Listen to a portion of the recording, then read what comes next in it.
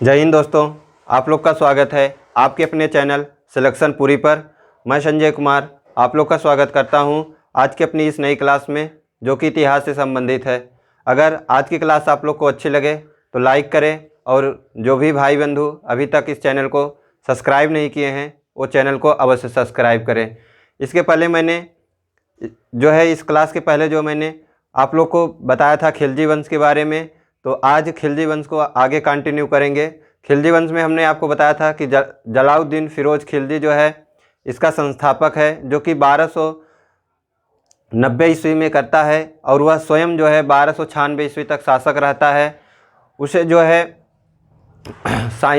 कैकुवाद ने शाइस्ता खां की उपाधि दी थी। जलालुद्दीन खिलजी की हत्या उसके भतीजा तथा उसका दामाद अलाउद्दीन खिलजी कर देता है 1296 ईस्वी में, जो कि इलाहाबाद के निकट कड़ा मानिकपुर में कर देता है। अलाउद्दीन खिलजी एक निपुण तथा एक चतुर शक्तिशाली शासक था। यह इसको जलालुद्दीन फिरोज खिलजी दक्षिण विजय अभियान में भेजता है, तथा यह देवगिरी पर आक्रमण करता है तथा वहाँ से अपार धन और संपत्ति को लूट के आता है, जिसके पश्चात उसकी मंशा हो जाती है शासक बनने की। जिसके पश्चात वह धोखे से कड़ा मानिकपुर के निकट जलालुद्दीन फिरोज की हत्या कर देता है। उस अलाउद्दीन खिलजी के पिता का नाम शहाबुद्दीन खिलजी था। शहाबुद्दीन खिलजी जलालुद्दीन फिरोज खिलजी का भाई था। इसी के कारण जलालुद्दीन फिरोज का यह अलाउद्दीन खिलजी भतीजा हुआ, तथा जलालुद्दीन खिलजी के पुत्री से शादी करने के कारण यह उसका दामाद हुआ।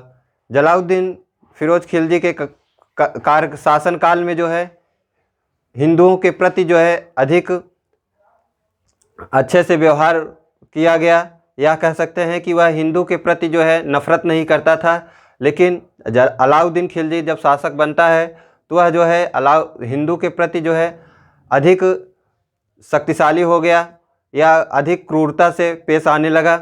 अलाउद्दीन खिलजी के शासनकाल में या उसके दरबार में मलिक काफूर जैसे कवि थे, जिन्होंने वीणावादक तथा तबलावादक का यंत्र का आविष्कारक था। अलाउद्दीन खिलजी गद्दी के बैठने के पश्चात 4 प्रमुख कार्य करता है, जिससे कि यह हो सके कि जो अमीर तुर्क हैं उसके दरबार में कोई विश्वासघात न करें या उसके प्रति षड्यंत्र न करें।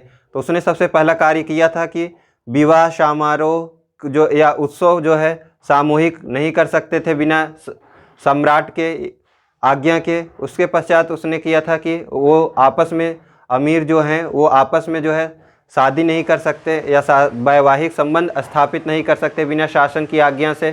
तथा उसने मदिरा तथा नशीले पदार्थों पर बैन लगा दिया था, तथा उसने गुप्तचर प्रणाली को स्थापित किया। अलाउद्दीन खिलजी धर्म को नहीं मानता था, मतलब धर्म को तो मानता था, किंतु वह अपने को शरिया कानून, जो कि मुस्लिमों का कानून होता है, उससे अलग रखा। उसने कहा कि शासक होता है वह कानून को नहीं मानेगा, क्योंकि अगर उसी की तरह करेगा तो और के प्रति नफरत पैदा हो जाएगी। इसके पश्चात उन्होंने एक व्यवस्था आरंभ की थी कि नगद जो वेतन हुआ करता था देने की व्यवस्था की। तो सैनिकों को नगद वेतन देने की व्यवस्था सबसे प्रथम अलाउद्दीन खिलजी ने प्रारंभ किया था, तथा इसने इक्ता प्रथा, जो कि इल्तुतमिश ने प्रारंभ की थी, उसको समाप्त कर दिया। उसके पश्चात इसने घोड़ा दागने की व्यवस्था प्रारंभ की, जिससे कि यह पहचाना जा सके कि घोड़ा किसका है, तथा हुलिया सैनिकों के लिए हुलिया व्यवस्था प्रारंभ की। हुलिया व्यवस्था का मतलब था कि कि जो भी सैनिक है उनका एक ड्रेस होगा, जैसे आज के समय में भी हम लोग के सैनिक या अर्धसैनिक के हुआ करते हैं, उसी प्रकार उसने भी की थी। उसने बाजार नियंत्रण प्रणाली की व्यवस्था प्रारंभ की थी। उसने कृषि पर लगान या कृषि पर कर अत्यधिक कर दिया था, 1/2 जो कि 50% कर दिया था। इस जो धन हुआ करता था या जो कर है उसे वसूलने के लिए मुफ्त खराज नामक एक विभाग की स्थापना की। अलाउद्दीन खिलजी ने बाजार नियंत्रण प्रणाली व्यवस्था को स्थापित किया। उसने जो है बाजार तीन जगह या तीन प्रकार से लगवाता था। पहले में था कि खाद्यान्न के लिए, दूसरा था कि पशु तथा घोड़ों के लिए, तथा तीसरा था कि जो भी प्रमुख सूती वस्त्र या वस्त्र होते थे उनके लिए। तो बाजार नियंत्रण प्रणाली व्यवस्था की शुरुआत अलाउद्दीन खिलजी ने की थी। तथा उसने जो है स्थायी सेना का गठन किया। तो स्थायी सेना का गठन करने वाला दिल्ली सल्तनत का प्रथम शासक अलाउद्दीन खिलजी हुआ। इसके आगे आज हम लोग देखेंगे उसके द्वारा जो प्रमुख युद्ध थे उसको देखेंगे। सबसे प्रमुख युद्ध में बात की जाए तो इसके द्वारा जो है देवगिरी में 2 बार इसने खुद सेना का नेतृत्व किया। प्रथम बार था कि 1294 ईस्वी में, तथा इसने एक बार 1296 ईस्वी में भी किया था। उसके बाद हम लोगों ने देखा था कि इसके काल में 4 प्रमुख सेनापति थे। 4 प्रमुख सेनापति थे जो सेना का नेतृत्व करते थे। एक थे जफरत खां, एक थे उलूग खां, एक थे नसरुत खां तथा एक थे मलिक काफूर। मलिक काफूर को जो है 1000 दिनारी कहा जाता है, क्योंकि इसे 1000 रुपये 1000 दिनार में जो है नुसरत खां के द्वारा जब गुजरात विजय अभियान पर नुसरत खां गया था तो वहीं से ख़रीदा था। तो नुसरत खां के द्वारा 1000 रुपये में ख़रीदे जाने के कारण मलिक काफूर को जो है 1000 दिनारी कहा जाता है। अगर बात की जाए इसके शासनकाल में सबसे अधिक मंगोलों का आक्रमण रहा, जो कि छोटे मोटे के मिलाकर 27 बार आक्रमण हुए। यदि बात की जाए मंगोलों के आक्रमण को दबाने के लिए जो है जफ़र खां गया था, और उत्तर भारत के जो विजय अभियान थे उसमें नुसरत खां तथा उलूग खां गया था, जबकि दक्षिण विजय अभियान का नेतृत्व मलिक काफूर किया था। अलाउद्दीन खिलजी दक्षिण विजय अभियान में सिर्फ एक बार देवगिरी में गया था। उसके पश्चात जितने भी प्रमुख नेतृत्व थे वो मलिक काफूर करता था। तो आइए आज हम लोग जो भी उत्तर भारत तथा दक्षिण भारत में उसके द्वारा विजित किए गए या उसके द्वारा जीते गए वो जो क्षेत्र थे उसके बारे में जानते हैं एक चार्ट के माध्यम से। यदि बात की जाए उत्तर भारत में उसका जो था वह उत्तर भारत में वह चाहता था कि अपनी साम्राज्य विस्तार करे, तथा दक्षिण भारत में उसका मुख्य लक्ष्य था कि साम्राज्य विस्तार से ज़्यादा उसका मुख्य लक्ष्य था कि वह जो है धन को लूटे तथा वहाँ पर टैक्स ले सके। तो आइए देखते हैं एक चार्ट के माध्यम से। तो सबसे पहले हम लोग उत्तर भारत अभियान देखेंगे अलाउद्दीन खिलजी के द्वारा। तो इसका उत्तर अभियान जो था वह एक मैंने आपको बताया था कि 1294 तथा 1296। उसके बाद जो है गुजरात है, तो गुजरात में जो है रायकरण बघेल शासक था। तो एक बार पहले ये याद कर लेते हैं कौन कौन से राज्य हैं। तो 4 राज्य हैं, गुजरात, रणथंभौर, चित्तौड़, मालवा। तो कौन कौन से राज्य प्रमुख लूटे गए? सबसे पहले गुजरात, फिर रणथंभौर, फिर चित्तौड़, फिर मालवा। तो राज्य 4 हो गए। अब देखते हैं शासक कौन कौन थे। तो रायकरण, राणा हम्बीर देव, फिर है रतन सिंह, फिर है मलक देव। तो 4 प्रमुख शासक, रायकरण बघेला जिसे कर्ण के नाम से भी जानते हैं, फिर है राणा हम्बीर देव, फिर है रतन सिंह, फिर महलक देव। तो 4 हो गए, रायकरण बघेला, राणा हम्बीर देव, रतन सिंह, महलक देव। तो एक फिर से गुजरात राज्य के शासक कौन थे? रायकरण बघेला जिसे कर्ण के नाम से जानते हैं। रणथंभौर के राजा राणा हम्बीर देव। फिर है चित्तौड़ के राजा कौन थे? रतन सिंह। फिर है मालवा के शासक कौन थे? महलक देव। तो 4 शासक फिर से गुजरात, रायकरण बघेला, रणथंभौर, राणा हम्बीर देव। फिर है चित्तौड़, तो चित्तौड़ के राजा रतन सिंह। फिर है मालवा के शासक महलक देव। तो अब आइए अभियान का नेतृत्व देखते हैं। तो मैंने आपको बताया कि उत्तर का जो अभियान था, विजय अभियान था, उसका प्रमुख नेतृत्व करता 2 प्रमुख सेनापति थे, तो उन्हीं का लगभग रहेगा, और उसके बाद एक अलाउद्दीन खिलजी रहेंगे। तो सबसे पहले है उलूग खां, नुसरत खां। उलूग खां, नुसरत खां। तो पहले 2 अभियान गुजरात, रणथंभौर। कौन कौन से? नुसरत खां तथा उलूग खां। फिर रणथंभौर में भी नुसरत खां, उलूग खां। तो अब हम लोग एक फिर से याद, गुजरात का शासक कौन था? रायकरण। अभियान कौन किया? उलूग खां तथा नुसरत खां। उसके बाद रणथंभौर। रणथंभौर के शासक या राजा कौन थे? राणा हमीरदेव। नेतृत्वकर्ता जो अभियान लूटने गए थे कौन कौन थे? उलूग खां तथा नुसरत खां। अब ईस्वी सबसे पहले 1298, फिर 1301 ईस्वी। तो 1298 1301। तो गुजरात अभियान जो है यह 1298 तथा रणथंभौर अभियान जो है वह 1301 ईस्वी में। यदि बात की जाए पहले में क्या विशेष था, तो इसमें जो है राणा कर्ण, जिसे हम लोग रायकरण बघेल के नाम से भी जानते हैं, यह युद्ध क्षेत्र से भाग गया। यदि दूसरे में बात की जाए तो इसमें राणा सांगा ने आक्रमण को विफल कर दिया तथा नुसरत खां इस युद्ध में मारा जाएगा। तो इसके बाद देखेंगे नुसरत खां जो है इसी दो में सेनापति का नेतृत्व करता है, क्योंकि इसके पश्चात जो है राणा सांगा जो है आक्रमण कर देता है। इसके विफल हो जाने के पश्चात जिसमें राणा सांगा जो है इस अभियान को विफल कर देता है, जिसके पश्चात नुसरत खां इस युद्ध में मारा जाता है। इसके बाद जब यह नुसरत खां मारा जाता है, इसके पश्चात अलाउद्दीन खिलजी स्वयं जो है नेतृत्व करता है, जिसके पश्चात इस क्षेत्र को जीत जाता है। फिर अगला हम लोग का है चित्तौड़। तो चित्तौड़ के राजा कौन थे? रतन सिंह। अगर बात की जाए यहाँ अभियान की, तो हम लोग देखिए दूसरे में नुसरत खां मारा गया, उलूग खां जो है अकेला पड़ गया, जिसके पश्चात अलाउद्दीन खिलजी ने स्वयं जो है नेतृत्व किया। यह कब किया? 1303 ईस्वी में। तो प्रथम युद्ध 1298 में गुजरात को, फिर रणथंभौर को 1301 ईस्वी में, फिर चित्तौड़ को 1303 ईस्वी में। यदि इसमें बात की जाए खास बिंद की, तो चित्तौड़ को जीतने के पश्चात जो है चित्तौड़ का नाम बदल कर जो है अपने पुत्र के नाम पर खिजराबाद रखा है। इसके पुत्र का नाम खिजरा था, जिसके पश्चात इसके पुत्र के नाम पर ही खिजराबाद रख दिया। अगला मालवा। तो मालवा के शासक कौन थे? महलक देव। यदि बात की जाए इसमें जो अभियानकर्ता कौन थे, तो इसमें देखिए पहले में उलूग खां नुसरत खां, दूसरे में उलूग खां नुसरत खां, फिर है अलाउद्दीन खिलजी। अब अगला जो हम लोग का है आइनू मुल्क था। तो आइनुल मुल्क जो मुल्तानी था, यह उत्तर भारत अभियान के दौरान जो है नेतृत्व करता था। यदि ईस्वी की बात की जाए तो 1305 ईस्वी में। यदि बात की जाए इसमें क्या प्रमुख खास बन रहा, तो महलक देव मांडू जो कि शासक था यहाँ मालवा का, वह जो है भाग जाता है तथा मालवा के खिलजी के साम्राज्य के अधीन हो जाता है। इसके पास जब ये भाग जाता है तो मालवा जो है खिलजी के अधीन हो जाता है। तो हम लोग एक बार फिर से रिकॉल करते हैं। सबसे पहले गुजरात के शासक कौन थे? रायकरण बघेला, जिसे कर्ण के नाम से जानते हैं।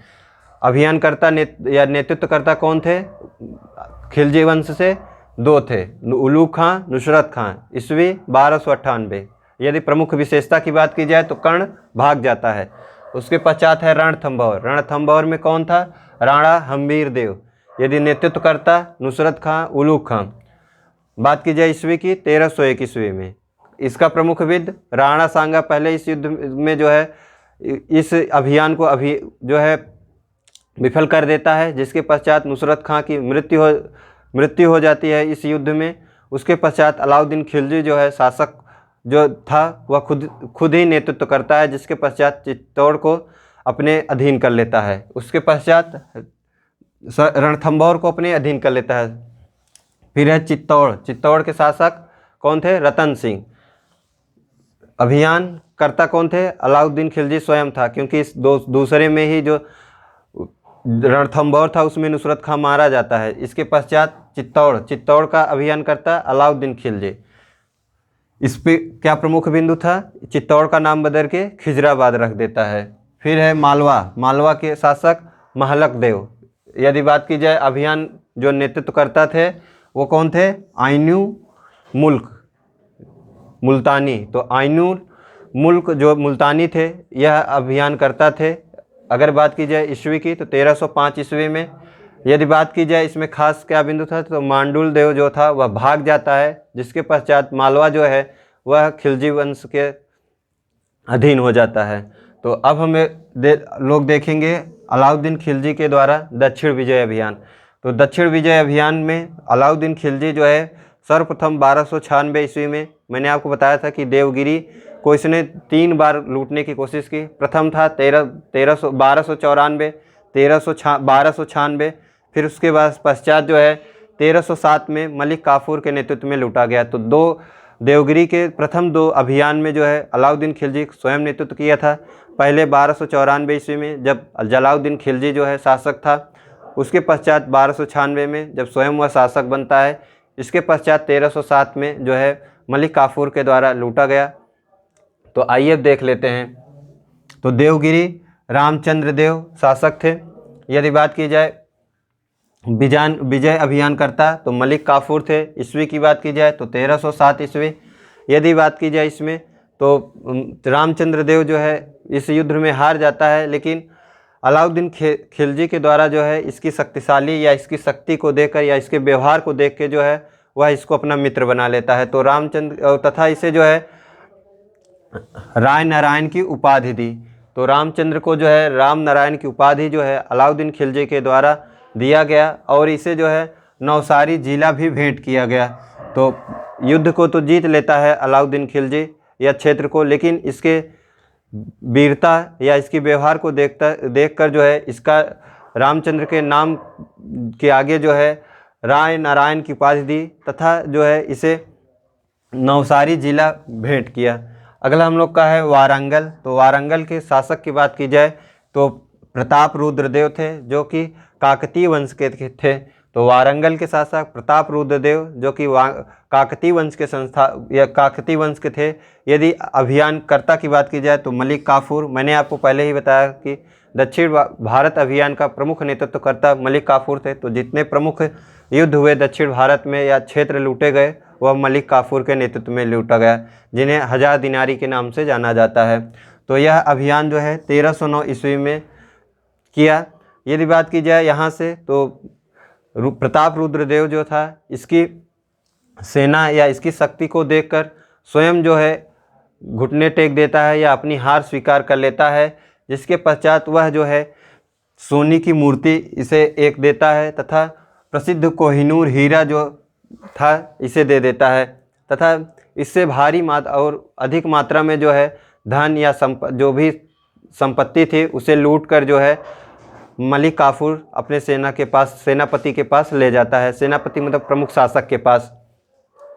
तो वारंगल प्रताप रुद्रदेव राय अगर अभियान करता मलिक काफूर ईस्वी 1309 ईस्वी। प्रमुख बातें क्या थी इसमें कि इसमें जो है सोने की मूर्ति इसे भेंट करता है जो प्रताप रुद्रदेव था तथा एक कोहिनूर हीरा भी देता है। इसके पश्चात मलिक काफूर यहाँ से अपार संपत्ति और धन को लूट के ले जाता है। अगला है द्वार समुद्र। तो द्वार समुद्र के शासक की बात की जाए तो वीर वल्लभ तृतीय थे। तो जो अभियान करता थे मलिक काफूर। तो द्वार समुद्र के शासक की बात की जाए वीर वल्लभ तृतीय थे। यदि अभियानकर्ता की बात की जाए तो मलिक काफूर थे। यदि डेट की बात की जाए या सन की बात की जाए तो 1310 ईस्वी में। तो सबसे पहले 1307, 1309, 1310। सबसे पहला देवगिरी, फिर वारंगल, फिर द्वार समुद्र। पहले में रामचंद्र देव, दूसरे में प्रताप रुद्रदेव। यदि द्वार समुद्र में बात की जाए वीर वल्लभ तृतीय।